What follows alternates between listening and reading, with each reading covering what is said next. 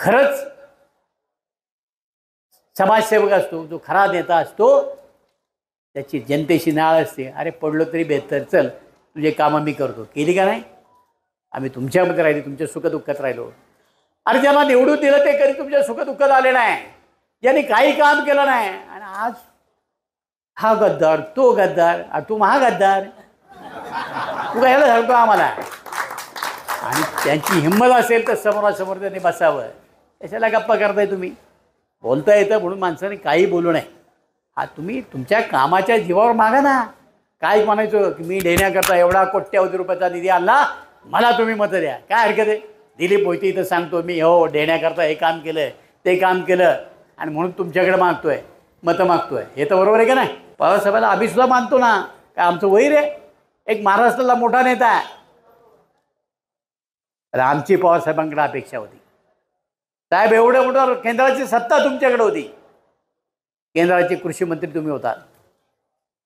त्यावेळेला एखादा कायदा करून ठेवला असता तर आज कांद्याचे भाव पडतात, दुधाचे भाव पडतात, तर केंद्रामध्ये तुम्ही म्हणाल ते म्हणून सगळे ऐकत होते, तर एखादा कायदा करून ठेवला असता तर आज अडचण आली असती. नाही तुम्ही केलं. मी तुमच्या पक्षाचा 3 वेळा आमदार झालो. साहेब तुम्ही कधीतरी बसून घेऊन बसलात का हो की बाबा तुमचं काय काम आहे, काय विकासाला लागतं, काय करावं लागतं? तुम्ही सांगितलं असतं तर माझ्या तालुक्यात आणखीन चेहरा मोळा बदलला असताना काय पलट झाला असता. तुमची फक्त एकदा सांगण्याची गरज होती. मी तुमच्याकडे आलो साहेब, आम्ही कसे निवडून येणार? नुसता बारामतीचा विकास होऊन चालणार आहे का? आमच्या तालुक्यातली लोक आता शिकलेली आहेत, व्हॉट्सअपवर बघतात, फेसबुकवर बघतात, आणि ते म्हणतात आपल्याकडे का असं होत नाही. तुम्ही एकदा सांगा या सगळ्या मंत्र्याला आणि मला निधी द्यायला सांगा. साहेब नाही सांगितलं तुम्ही. हां का नाही सांगितलं? आम्ही तुमचं नेतृत्व मांडलं, तुम्ही म्हणाल ते प्रमाण आम्ही मांडलं, तुमच्या शब्दाच्या बाहेर गेलो नाही. आणि मात्र विकासाच्या बाबतीत तुम्ही आम्हाला का मागं ठेवलं, एवढंच माझा त्या निमित्तानं प्रश्न आहे. दिलीपराव मोहिते पाटील साहेब असं म्हणाले की अमोल कोल्हे महागद्दार. मला खरंच आश्चर्य वाटलं, याही गोष्टीचं आश्चर्य वाटलं. त्यांच्या वयाचा मान ठेवून, त्यांच्या अनुभवाचा मान ठेवून मी खूप प्रामाणिकपणे त्यांना सांगू इच्छितो की शेतकऱ्यांचं उत्पन्न दुप्पट करण्याचं आश्वासन देऊन त्याच्या ताटात माती कालवणं ना, हे जे भारतीय जनता पक्षानं केले त्याला गद्दारी म्हणतात.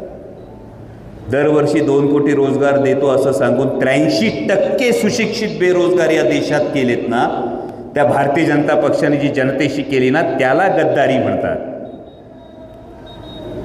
दिल्लीच्या सीमांवर जेव्हा शेतकरी आंदोलन करत असतात तेव्हा मंत्र्याचा पोरगा गाडीखाली शेतकऱ्यांना चिरडतो, याला जनतेशी गद्दारी म्हणतात.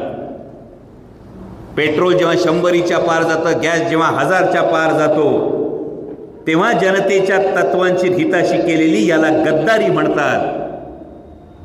आणि ही गद्दारी उघड्या डोळ्यांनी दिसत असताना सुद्धा केवळ स्वार्थासाठी आणि कारवायांपासून वाचण्यासाठी त्यांच्याच मांडीवर बसून त्यांचीच पालखी व्हायची, याला महागद्दारी म्हणतात. एवढी गोष्ट लक्षात ठेवा.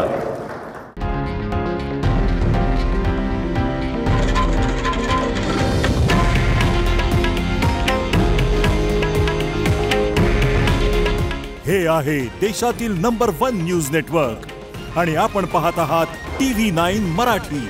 काळजी तुमची, हित महाराष्ट्राचं.